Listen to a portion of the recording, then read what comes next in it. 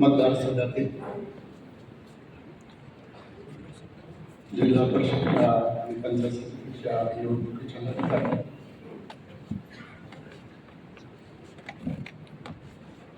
घवघवीत आपण यश मिळवता, त्याच्याबद्दल उमेदवारांचं अभिनंदन करणं आणि तुम्ही जरा चेहऱ्यावर गांभीर्य ठेवू नका. पहा, मला काही झालं नाही, मी भक्कम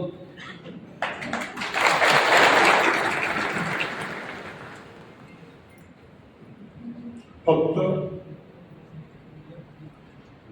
अजित दादांचंच जातं. त्याच्यामुळं मला भावना आवडत नाही, पण ठीक आहे, हळूहळू व्यवस्थित होईल. तर तुमचं सगळ्या विजयी उमेदवारांचं अभिनंदन. आपल्या 2 जागा जिल्हा परिषदच्या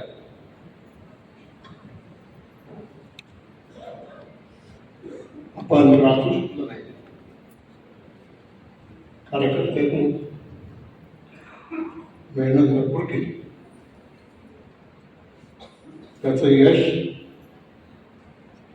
तुम्हाला मिळालं.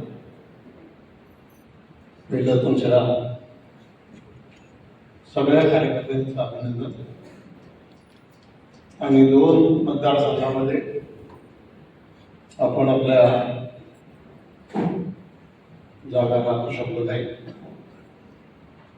त्याची सगळी माहिती मी घेतलेली. त्याच्यानंतर आमचा जो आभाराचा मेळावा तो सगळ्या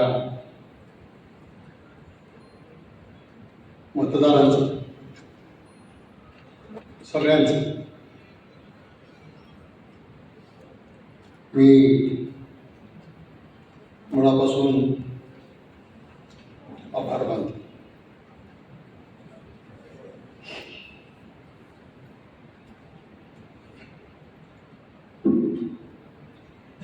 आपली गोडेगावची जागा ऐनवेळेला ठरवून सुद्धा 300 मतांनी फक्त आपण जिल्हा परिषद 240 सचिन कळप गटातले, राजनी गटातले सगळ्या कार्यकर्त्यांनी मिळून, परंतु आपल्याला काही त्याच्यामध्ये यश आलं. पंचायत समितीचं पाहिलं तर 10 पैकी 8 जागा आपण तुम्ही कार्यकर्त्यांना निवडून आणलं. तुमचं सगळ्यांचं, मतदारांचं, कार्यकर्त्यांचं, सगळ्यांचं एक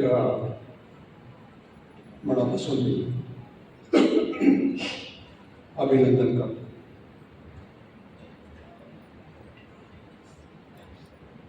जे आमचे 2 उमेदवार रमेश खिलारी पत्नी आणि दुसरे राजनी गटातील जागा, त्या 2 जागा नाही होत. ठीक आहे, कुठेतरी कमी पडतो. दोष मतदारांना देऊन चालणार नाही.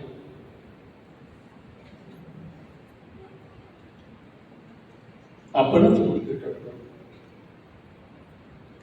याची नोंद सगळ्या कार्यकर्त्यांनी घ्या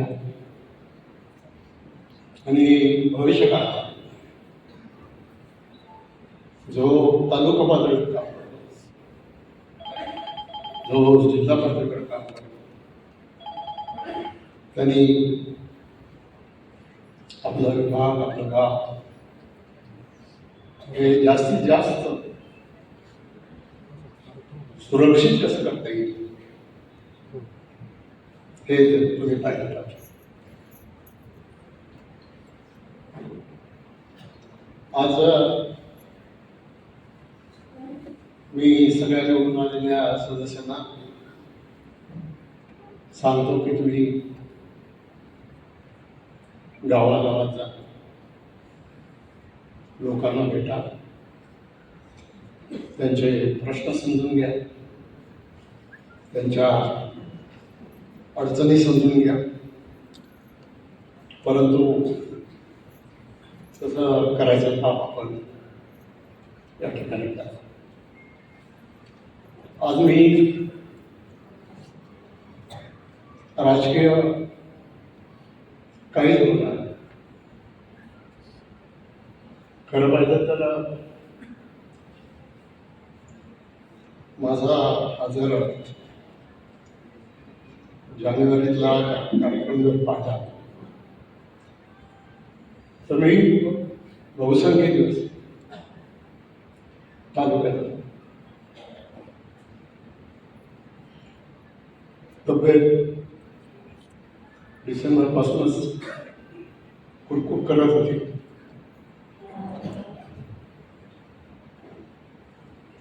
तरी आपण मनसरच्या नगरपालिकेमध्ये, नगर परिषदेमध्ये चांगलं काम केलं आणि नागपूरच्या अधिवेशनाच्या नंतर विधानसभेचा अंदाज असल्यामुळे आपल्याला जे यश मिळालं ते लोक म्हणतात की आपण पाठावपात झालो, कॉपी प्रूफपात झालो. तर ठीक आहे, लोकशाहीमध्ये प्रत्येकाला काही म्हणजे आपली मतं मांडायचा अधिकार त्या ठिकाणी आहे. आणि तेव्हापासून गावोगावच्या कार्यकर्त्यांशी बोलून उमेदवारांची निश्चिती केली. प्रफुल्ल आणि त्यांचे 2 सहकारी इंदूर पाकळ गटामध्ये आपण फायनल केलं. टाकळी हल्ली गटामध्ये राजेंद्र गावडे आणि दुसरे 2 सहकारी आपण त्या ठिकाणी फायनल केले. आणि रांजणगाव गटामध्ये मानसिंग पाचवणकर यांच्यासारखा आपला एक कार्यकर्ता, म्हणजे राज्यातले निम्म्याधिक मंत्री, जिल्ह्यातले निम्म्याधिक त्यांचं तळ फक्त रांजणगाव. विखे पाटील आल्या, पंकजाताई आल्या, बोर्डीकरताई आल्या आणि अतिशय कमी मतांनी 2000 मतांनी ती आपली जिल्हा परिषदेची जागा त्या ठिकाणी केली. तालुक्याचाही सर्वे केला आणि तिकडचाही सर्वे केला. आणि मी यावेळी ठरवलं होतं की साधारणतः सर्वेमधून जी मत पुढे गेली त्याप्रमाणे उमेदवारी द्यायचा जास्तीत जास्त प्रयत्न आपण त्या ठिकाणी करू. आणि तसा प्रयत्न केला. तशी एक भावना शिकली. आपण पराभूत मनोवृत्तीनंच लढत विधानसभेचा पराभव किंवा 1500 मताचं मताधिक्य. पण आपल्याला प्रयत्न करायचा.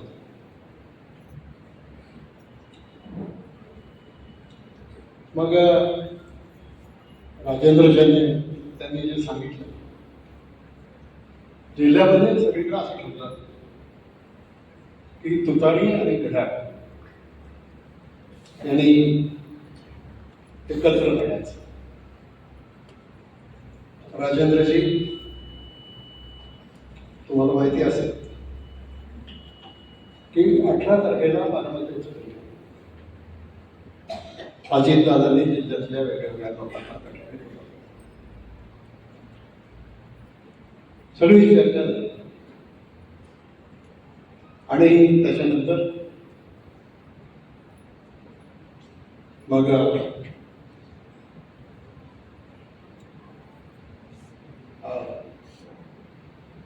एक मीटिंग झाली. त्या मीटिंगला मी, अजितदादा, हर्षवर्धन पाटील, दत्त मामा, खासदार महोदय असे काही लोक होते आणि त्यांनी सांगितलं की आपल्याला टाकळी यादीमध्ये हा महिना बदलायचा. मला माहीत नाही त्यामुळे तुम्ही तुतारीच्या भरोशावर होता, राष्ट्रवादीच्या भरोशावर, पण हे सगळं करत असतात मग कधी कधी नेत्यांचं ऐकावं लागतं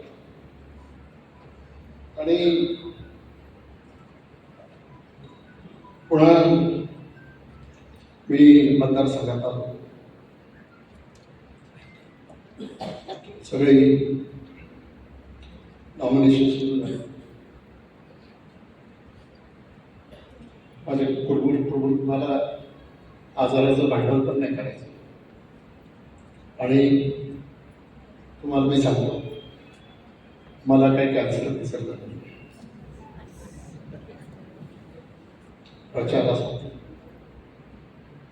मी नाशिक म्हणजे आता काहीतरी फार गंभीर काहीतरी झाले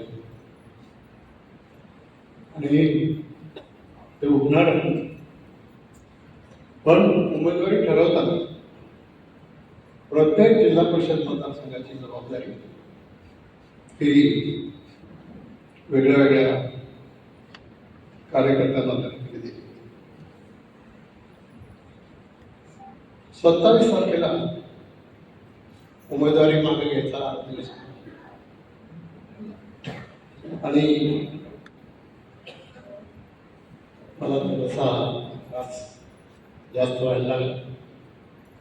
मग मी पुण्याला गेलो. जहांगीर हॉस्पिटलमध्ये सोनोग्राफी केली. मी काय आजार कसं लवकरचं मला काही कारण नाही, कारण मला जसं काय भांडवल करायचं आणि 28 तारखेला सकाळी बातमी आली की अजितदादांच्या विमानाला अपघात.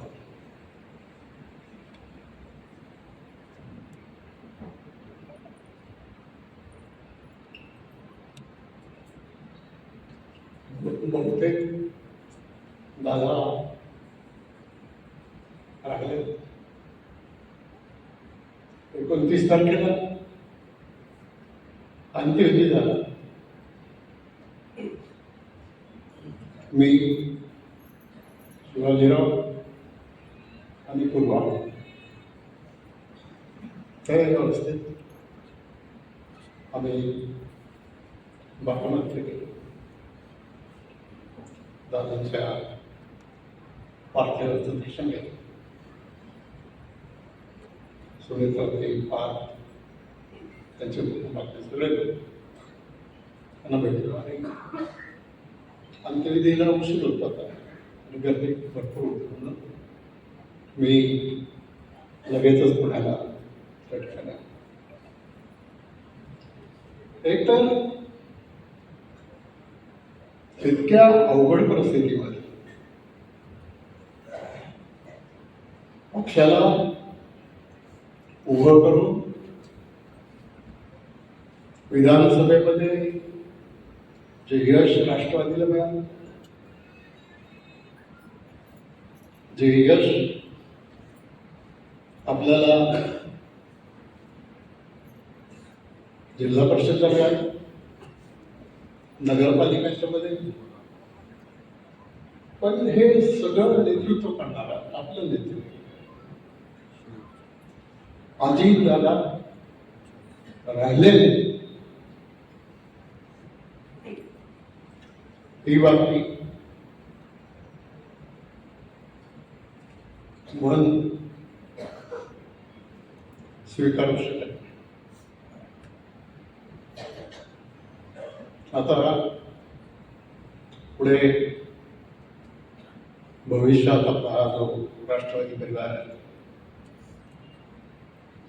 त्याच्या समोर अनेक समस्या आहेत.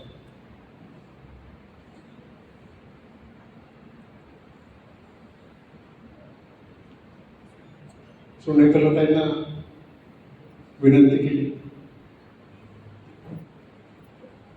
त्याही मीटिंगला मी दिल्लीला गेलो आणि मग ज्या मीटिंगमध्ये सुनेत्राताईंची उमेदवारी उपमुख्यमंत्री पदाची निश्चित करताना पक्षाची जी मीटिंग झाली त्या मीटिंगमध्ये छगनराव भुजबळ यांनी प्रस्ताव मांडला आणि पक्षातला ज्येष्ठ आमदार म्हणून मला त्या ठिकाणी अनुमोदन द्यायचं. मी वरिष्ठ नेत्यांना सांगितलं, ठीक आहे, मला शपथविधीला नाही येत आहे. आणि मग त्याच्यानंतर मला मुंबईत जायला लागेल.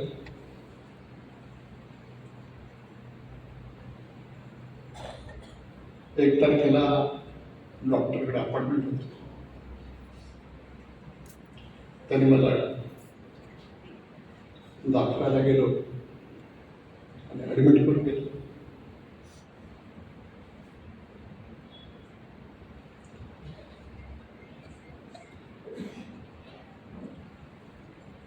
मनाची अवस्था ही होती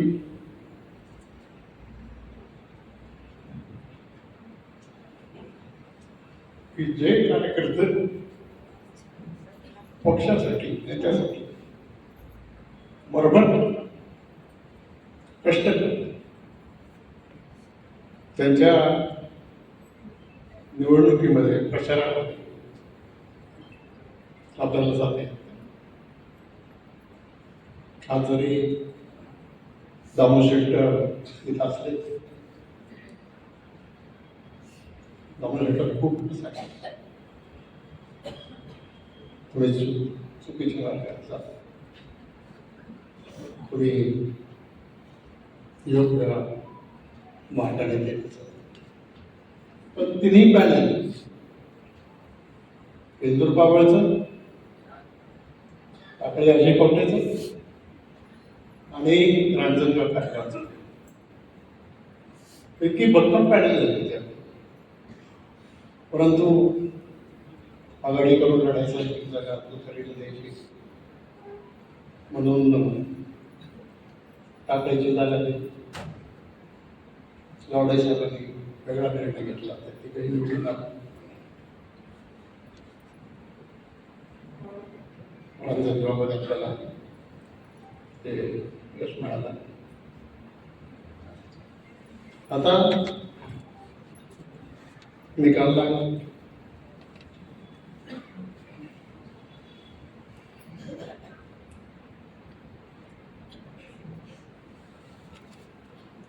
कार्यकर्ते लढत होते.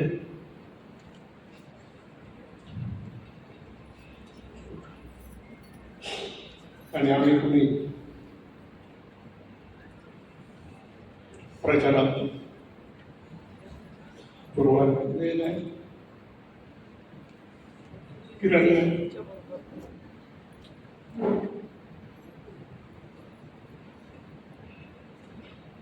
आपलं काय की मलाच तिकीट होतं, पण बंटी पाटलांनी सांगितलं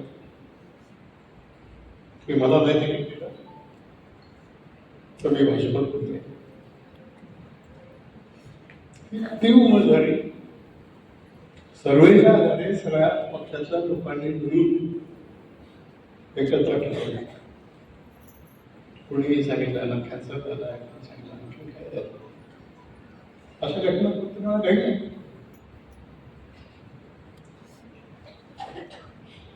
ठीक आहे, झालं गेलं, गंगेला भेटले, आणखीन एक जागा वाढली असते. घोडेगावचे कार्यकर्ते, तशाली भेटले, शादगावचे कार्यकर्ते, पेशवेने भेटले, सगळेच कार्यकर्ते म्हणजे मी कोणाला डावतो करू इच्छित नाही, परंतु आपण कुठेतरी कमी करू. तुम्ही मला सांगा की शिरूरच्या जिल्हा परिषदेमध्ये मोडेकर ते ऐकू देतात, तिसऱ्यांदा मराठी आणि किती मताधिक्य? 24,000 मतांच्या मताधिक्याने जिल्हा परिषद होते. प्रफुल्ल 18 ते 20,000 मताच्या मताधिक्य, सगळी राज्यातली ताकद आणि सगळ्या गोष्टी वापरल्यानंतर सुद्धा रांजणगाव गटामध्ये आपण फक्त विरोधकच होते. 2,000 मतांनी. ठीक आहे, केलेली काय मला एवढंच या निमित्तानं आपल्याला सगळ्यांना सांगायचं. ज्या वेळेला इकडं निकाल लागत होते त्या दिवशी मी हॉस्पिटलमधून घरी जातो. डॉक्टरांनी सांगितलं की ऑब्झर्वेशनसाठी 10 दिवस मुंबईत राहा.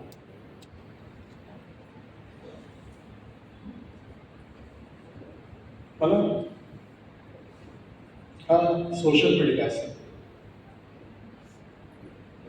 हे छोटे छोटे युट्यूबर पत्रकार असतील, त्यांना सगळ्यांना हात जोडून देते.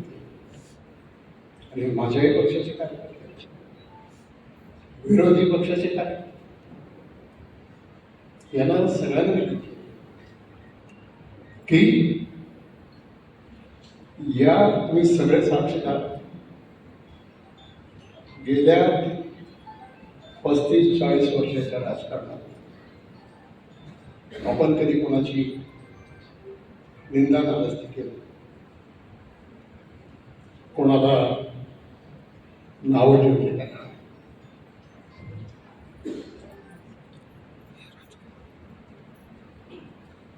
पण आता हा नवीन ट्रेंड आला, महत्वाकांक्षा सगळ्यांना वेळी याचा वाटा त्याला त्यावेळेला मिळेल. तर मला एकच सांगायचं, 10 गेलं इंदापूरच्या सगळ्याच्या सगळ्या जागा निवडून आल्या, बारामतीच्या सगळ्याच्या सगळ्या जागा निवडून आल्या, मावळच्या सगळ्याच्या सगळ्या जागा निवडून आणि शिरूरची पंचायत समिती आपल्या ताब्यात आली आणि आंबेगावची सुद्धा पंचायत समिती आपल्या ताब्यात आली. तर लागणार कार्यकर्त्याच्या परंतु गट तट मतभेद म्हणजे राजकारणामध्ये राजकारण करा, निवडणूक संपली की राजकारण संपलं पाहिजे. आणि म्हणून माझी राष्ट्रवादीच्या सगळ्या कार्यकर्त्यांना सोशल मीडियाचे जास्त नाते लोक काय छापायचं आहे, काय दाखवायचं माझ्यावर अनेक वेळेला असे वार झालेले, परंतु इतक्या हीन पातळीवर जाऊन ज्या वेळेला समाजामध्ये आपण रुजवायचा प्रयत्न त्यावेळेला आपली वैचारिक लेवल कुठे चालली हे आपण सगळ्या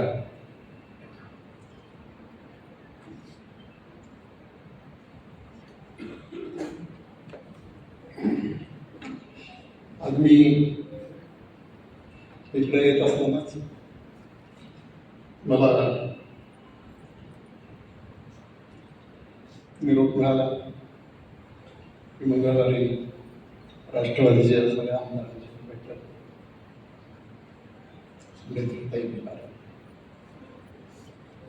ही जी राजकीय चर्चा चाललेली या चर्चेत मला जायचं नाही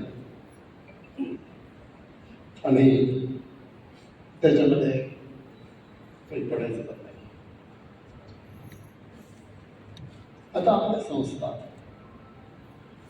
आपण तळहाताच्या पडासाठी जपल्या काही असतील कारखाना असो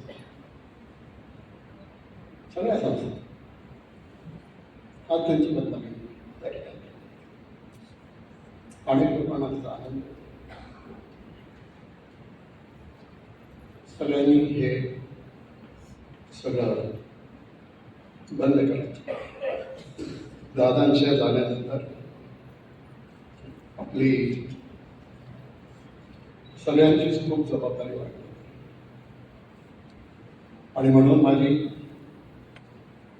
निवडून आलेल्या उमेदवारांना एक विनंती, कुणीही कुठल्याही पदाकरता लॉबिंग करू नका, हट्ट धरू नका, शिष्टमंडळ आणू नका.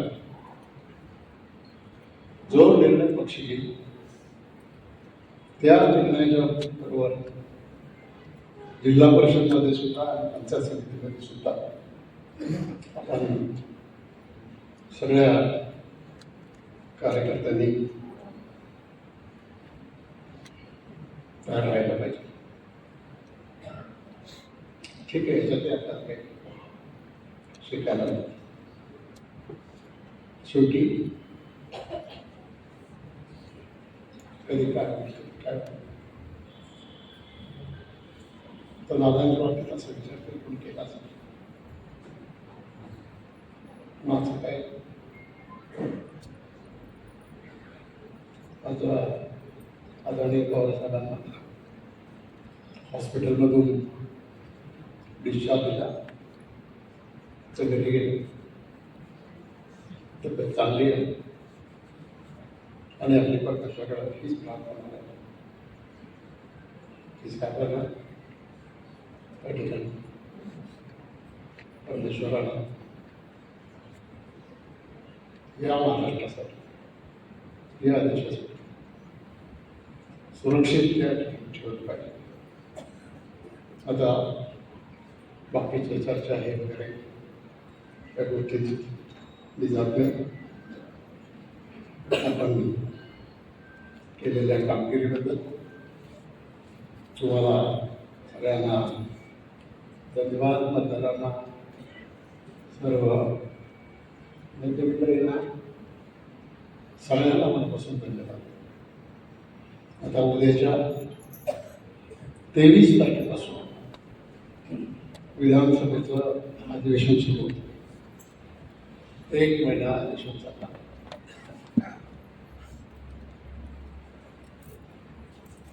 मला डॉक्टरांनी एकच विचार सांगितला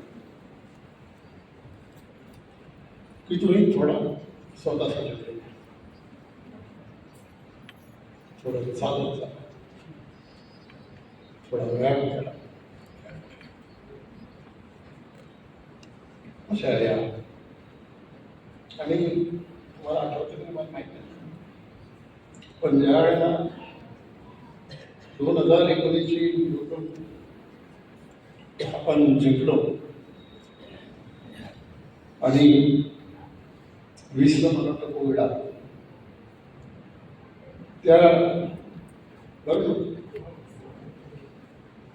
त्या कोविडमध्ये सुद्धा मला असंच इन्फेक्शन झालं, वजन कमी झालं, आजही वजन कमी झालं.